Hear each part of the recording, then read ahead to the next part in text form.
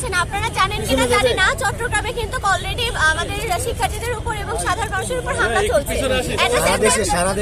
এবং সিলেটে আমাদের শিক্ষার্থী প্রতিনিধিকে তুলে নিয়ে যাওয়া হয়েছে প্রশাসন থেকে। সেখানে ওনাদেরকে জোরপূর্বক ভাবে স্টেটমেন্ট দেওয়া হচ্ছে যে আমরা আন্দোলন করবো না।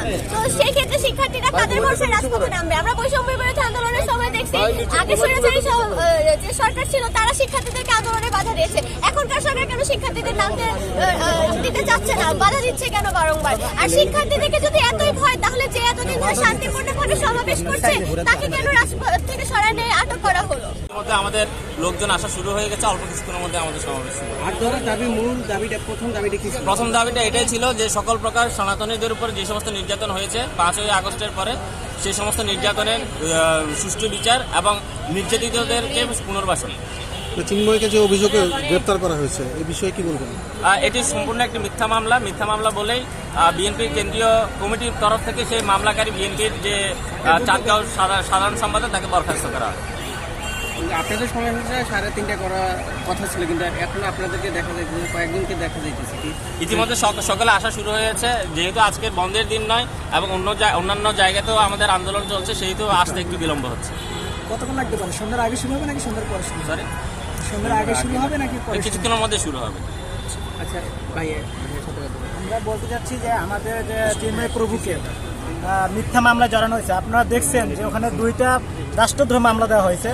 প্রকৃতপক্ষে কিন্তু রাষ্ট্রদ্রোহ মামলা কাকে বলে? যখন একটা মানে দেশ বিরোধী কাজ করে, কিন্তু সেখানে তো সে দেশ বিরোধী কোনো কাজ করে নাই, তাকে মিথ্যা মামলা জড়ানো হয়েছে। এটা তদন্ত করলে আপনারা দেখছেন যে ওখানে যারা ছিল সাংবাদিক, যে পতাকা নিয়ে, পতাকাটা মূলত 2টা দণ্ড ছিল ওখানে, কিন্তু ওখানে দেখানো হয়েছে একটা দণ্ড। আর মূলত এটা মিথ্যা মামলা। আপনারা যারা এখানে সাংবাদিক আছে তারা দেখছেন, জানেন সবই। কিন্তু এই যে মিথ্যা মামলা দিয়ে হয়রানি স্বীকার করা, আমাদের 8 দফা দাবিকে মানে বাস্তবায়ন থেকে সরে মানে আমরা বাস্তবায়ন না করতে পারি, এইটাতে সরে যাচ্ছে। মানে একজনের আটকে দিলে মনে করতেছে যে এই 8 দফার বাস্তবায়ন হবে না, কিন্তু আমরা 3 কোটি সনাতনী এই বাংলাদেশে আছি। আমাদের 8 দফা বাস্তবায়ন না হবে, পরবর্তীতে বড় কর্মসূচির ঘোষণাও আসতে পারে। আচ্ছা, আপনাদের 8 দফাটা কি কি? 8 দফা হচ্ছে যে প্রথম তো সংখ্যালঘু সুরক্ষা আইন, আমি ধারাবাহিকভাবে বলতে পারতেছি না কিন্তু বলতেছি 8 দফাটা। তারপর হচ্ছে যারা হামলায় আক্রমণ হয়েছে তাদেরকে সুরক্ষা দিতে হবে, ট্রাইব্যুনাল গঠন করতে হবে, আমাদের পালি শিক্ষা বোর্ড এইগুলোকে উন্নয়ন করতে হবে।